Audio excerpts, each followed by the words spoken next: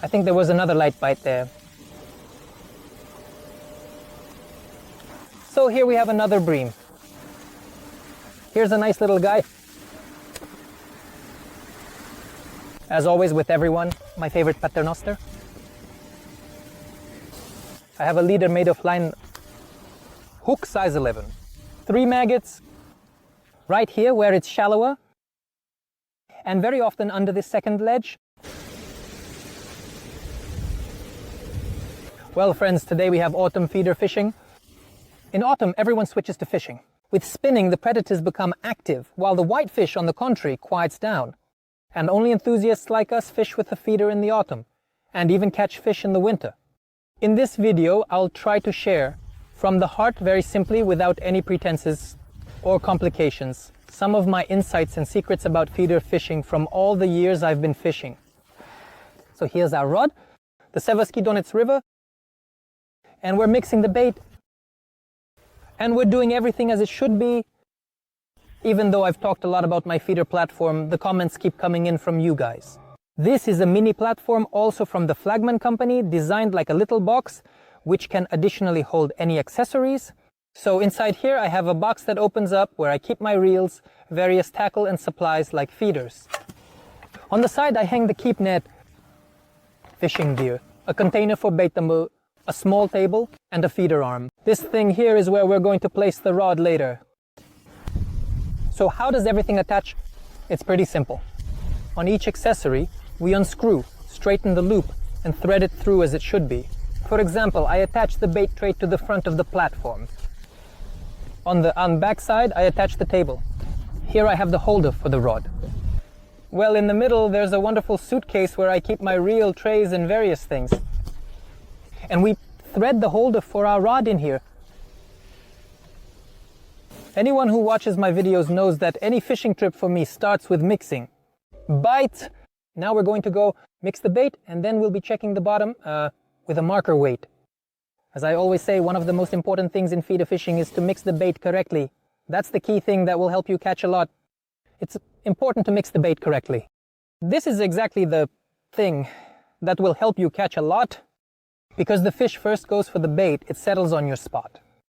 If you do something wrong, maybe the fish just won't come. You won't be able to feed her, so to speak, or get her interested. So guys, it's October now. October has started with a drop in temperature, but the water hasn't cooled down critically yet to need any special mix. You can keep fishing with summer baits without worrying too much about the flavor or getting too caught up with spices or additives. Today everything is simple for me. I'm going to use my favorite. Golden biscuit colored bait. This, for example, is yellow bream, super prime. And guys, I'm going to add molasses from this jar. For those who don't know, molasses is also called syrup. Yes, from sugar beets, as we say. What is it even for? What is molasses and why is it added to bait? Molasses, guys, causes quick metabolism in fish. So the fish doesn't get full from the bait, and when it eats, it doesn't feel satiated because there's molasses in the bait. And basically, in simple terms, it makes her poop faster. She ate, and then she immediately went, did her business, and came back. That's what molasses does. Something like that.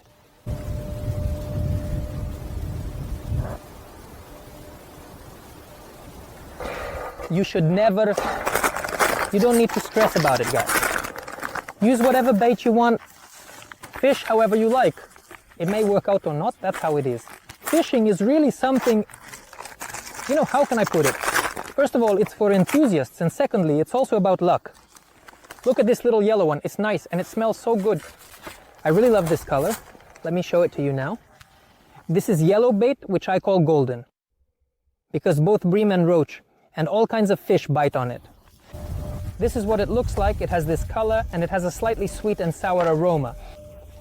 As the water becomes clearer, it's still not as clear as it will be in November, but there is some transparency. I want to tell you that our bait will stand out really well on the bottom. So, the feeding spot, even at a depth of 5 meters where we will be fishing, the fish will see it from a distance. This whole season, I've been fishing with a budget rod from the company Flagman, the S Canal feeder. It's 360 long with a test up to 70 grams. I never pour all the bait out.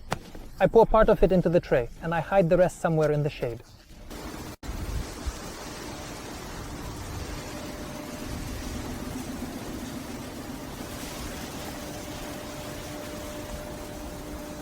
This is exactly the order in which I start fishing because the bait needs to sit for a bit to absorb the water, and I'll need to moisten it further. In that time, 5 to 10 minutes, we will assemble the fishing rod and check the bottom with the marker. The marker weight is shaped like, how should I put it, an underwater mine. Even if you have fished here, you still come to the fishing spot and mark it again with a marker. Who knows, maybe someone put up a net there. Some jerk. There are plenty of them. You never know, there might be some weeds or something that got washed in.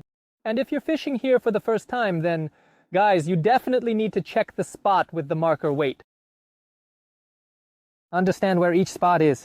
And there are a lot of nuances about the fishing spot in autumn that differ from summer.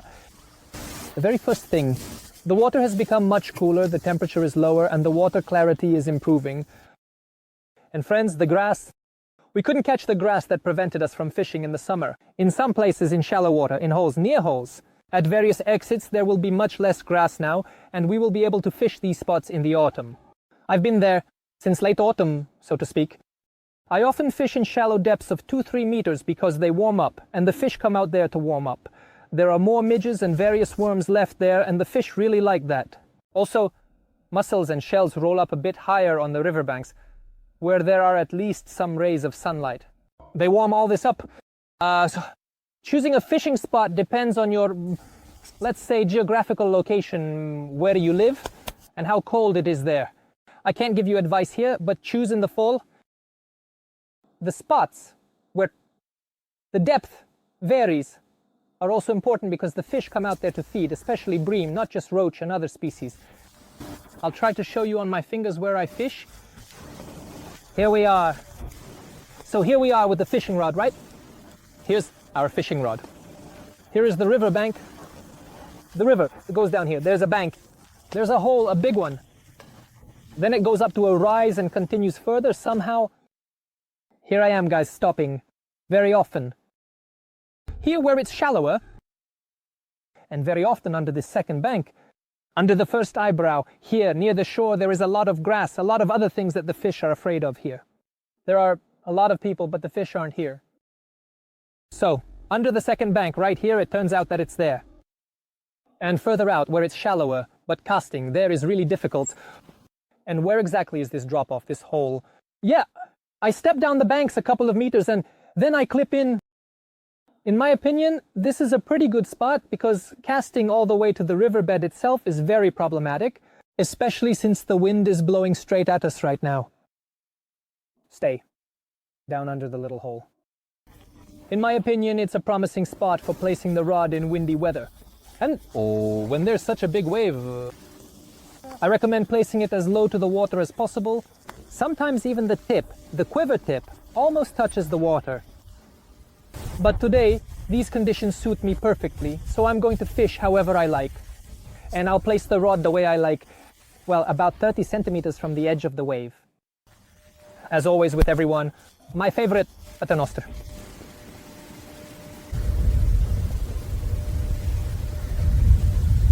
As for how and how much to feed, guys, I always love to feed, whether it's late autumn, winter, I don't know. So right now, at least 10 of these starter feeders. I'll cast it like I showed you, and then I'll move on to tempo fishing.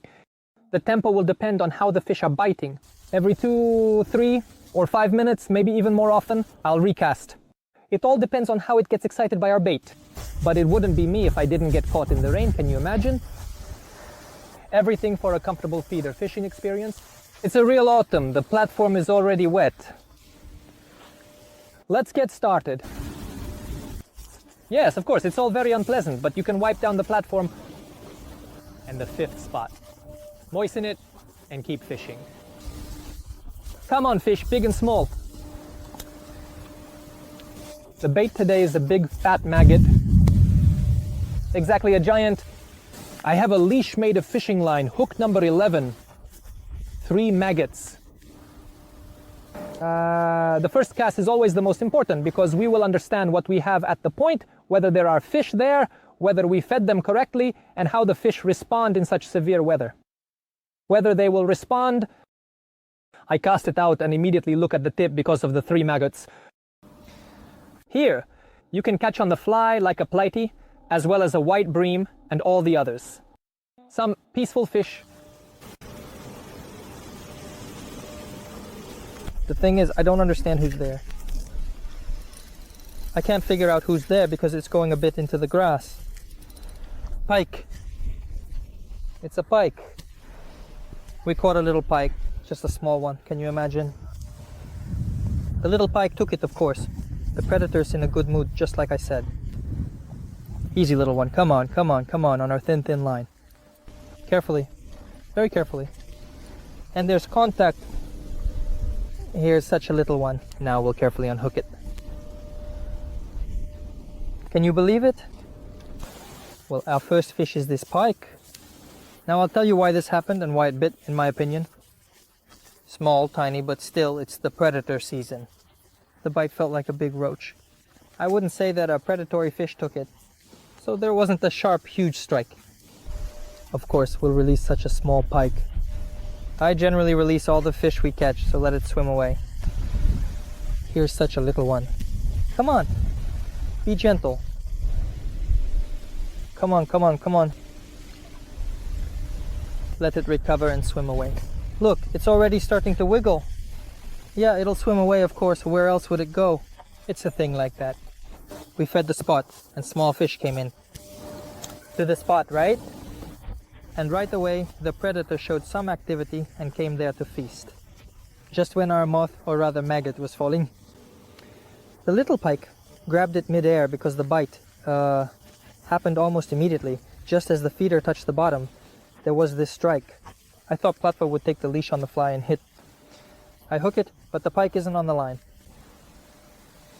This happens very often in the fall, and it also happens that you are pulling a small fish, let's say, closer to the shore. You pull it to the first edge. A chuka flies out of the grass and grabs it right before your eyes. Of course, I was just lucky now. She took it right at the top, on the edge of the lip, like on an ultralight hook. If it had swallowed it, of course, my thin line would have been no match. It would have chewed right through it like it was nothing.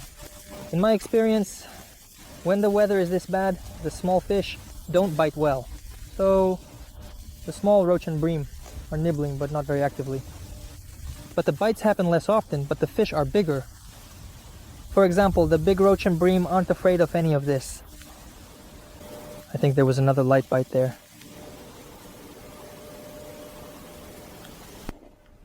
Another one, someone decent. Not bad, not bad. Let's take a look now. It's going really well. Maybe I should have brought a landing net today. Wow! Wow, oh my, what a roach. Absolutely gorgeous. What a nice huge roach. Just look at that loaf, right? You can't lift it either. We need to pull it in closer to the shore. Just a little bit more. This is how it is here. Come on, you should be around here too. Let's cast. We're hooking her again, so that she won't be hungry. 3 larger, well-fed maggots. The fish will see them right away. I love the white ones. I don't know, it seems to me they look much more natural. Because these colored ones attract me very little. You can, as you wrote to me by the way, either throw them into the bait, which is what I'm actually doing, or hook them one by one when the white ones run out. Let's pack in more porridge. Porridge, porridge.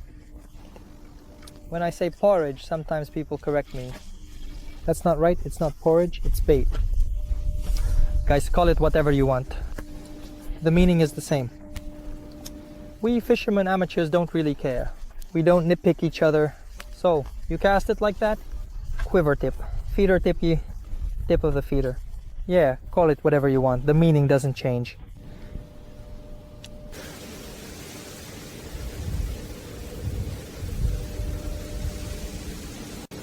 Right now, bites are happening quite rarely. Dip, dip, dip, dip, and pause. I've noticed, guys, that in weather like this, like it is now, yeah, not the best small fish. Bite, well, rarely. Mostly something a bit bigger is biting. So bigger fish aren't as scared. Here I have a nice roach again. Larger fish are not so afraid of the wind, of all this, yes, of this weather. It's kind of sketchy, like the small ones, so bites are less frequent, but the size is bigger. I'm actually fine with that too. I think that would satisfy any angler, right? Let the bite be once every 5 minutes, just one. You won't always get a bite on your first cast, but at least the fish will be good for frying, right? A bit more substantial. Sometimes you get snagged while casting. Wow. There, it gets tangled up, it turns out. And you just snag yourself with the hook. It's very soft. The stand is made of foam.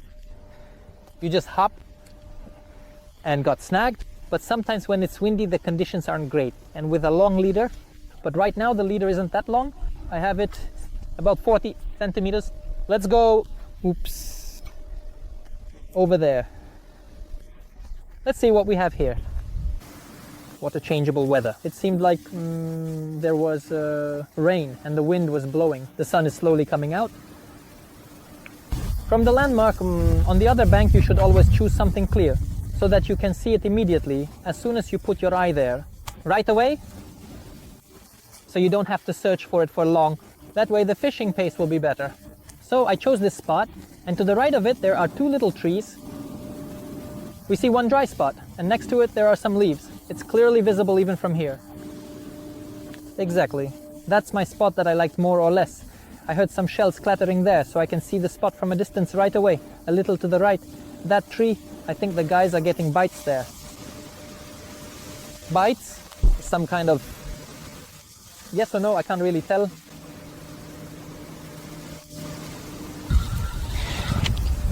There's another decent bite. And this time, the quiver tip was released. Sometimes it bites towards the shore, and then our guys quiver tip about the pendant. I think, yes, or maybe it's not a roach, but it's a really good size, another roach for us, and then the quiver tip just gets released.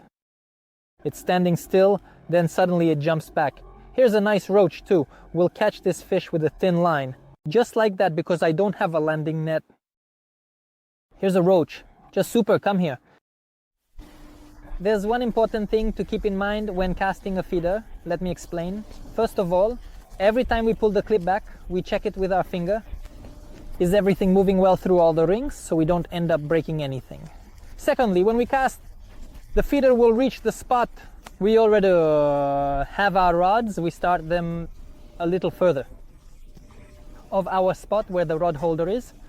If we bring them in here, we'll have to reach out with our hands, and the feeder will start sliding along the bottom, which is also not right. I hold the cast and place it right away. The rod has been standing here 5 minutes. No bites. How do I usually do it? I first do a little drag along the bottom to make sure there are active fish there. Maybe she'll fly up now and take it. If after the drag there are still no bites within 30 seconds, then you can just lift it up and make a new cast. Always do a drag, especially at the end, just before recasting. It could happen that it bites and jumps up. Absolutely. And now it is very important at this time of year to check the nozzle. It should always be the best and always alive. If, for example, a fish has bitten it, you see that there is one maggot. Bitten, yes, there was some approach, we change it. If possible, you can actually change the entire bait to make sure it's alive and moving. But again, it varies in different bodies of water. There's something that fish like it when the maggot isn't moving, when it's melted, when it's sunk, drowned, and basically dead, right? It's not moving. Some fishermen even specially put a second bucket of water in it and pour melted maggots into it. And it's exactly those that they fish with. To be honest, I haven't done this. I don't practice it. I can't say if it's worse or better. I usually take those immobilized maggots and throw them straight into the bait mix, loading them up with the feeder and sending them out there purely as bait. But remember, your bait should always be the best. And the most beautiful, the most delicious one is down there.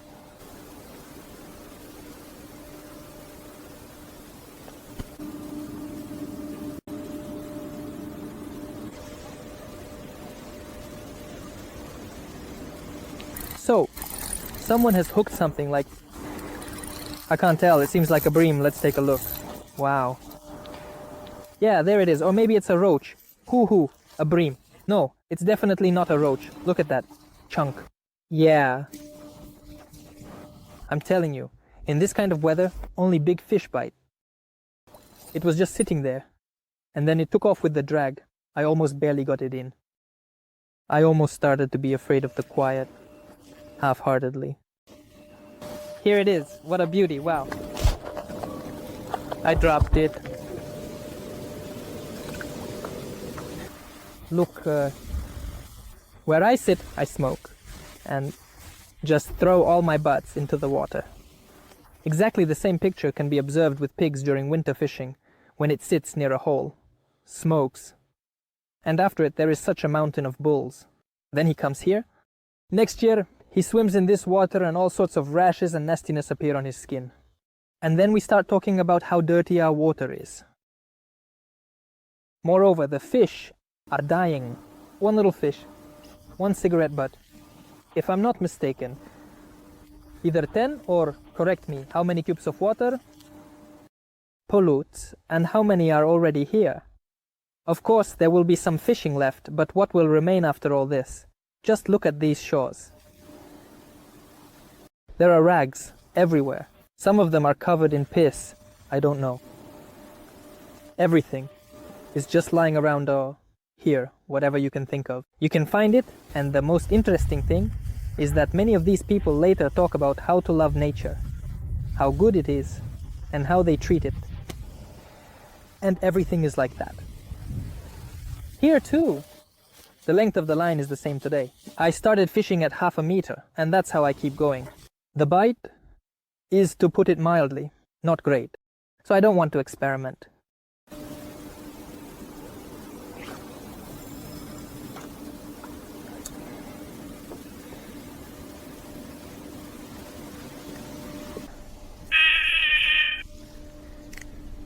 Quiet.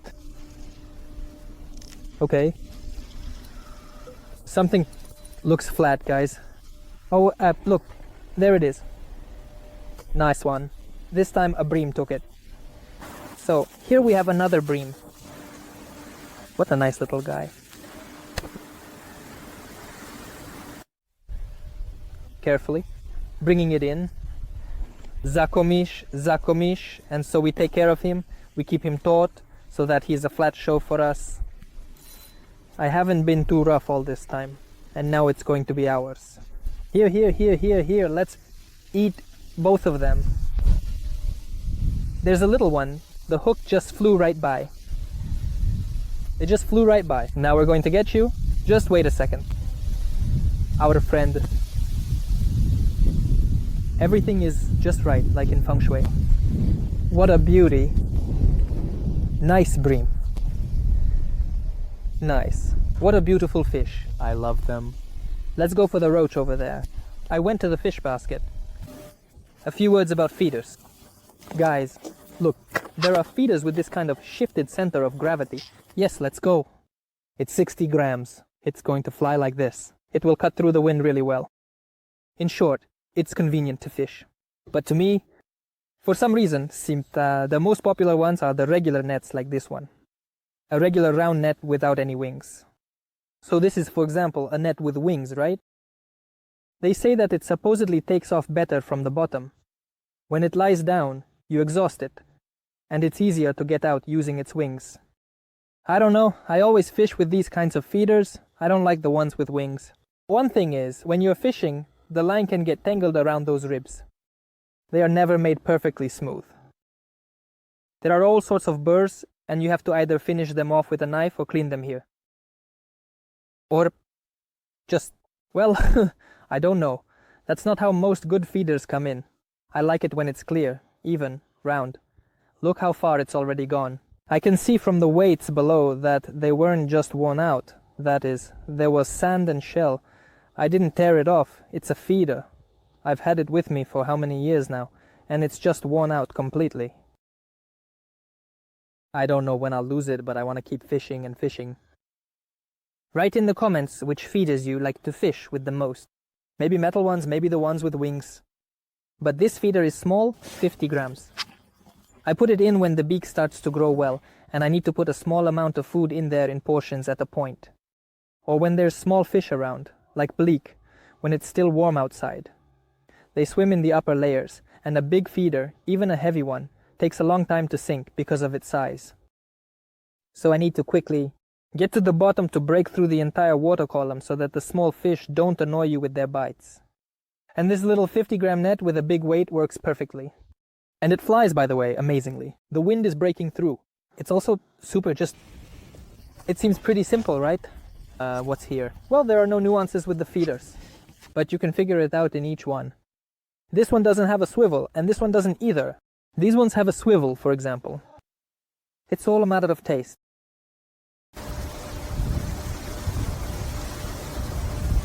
Well, it seemed like a simple, quick fishing before it started in the afternoon and finished yet. When it's light, we weren't fishing right up close, until late evening. And it seems like there's fish, yeah, and we had a great time, guys. Still, in the fall, you can go out, but you need to keep some things in mind. And the most important thing is luck. If you have it, and it's present that day, then everything will definitely go well for you. I will be getting ready, wishing everyone peace and goodness in the world. May you always have bites. Alright friends, see you soon.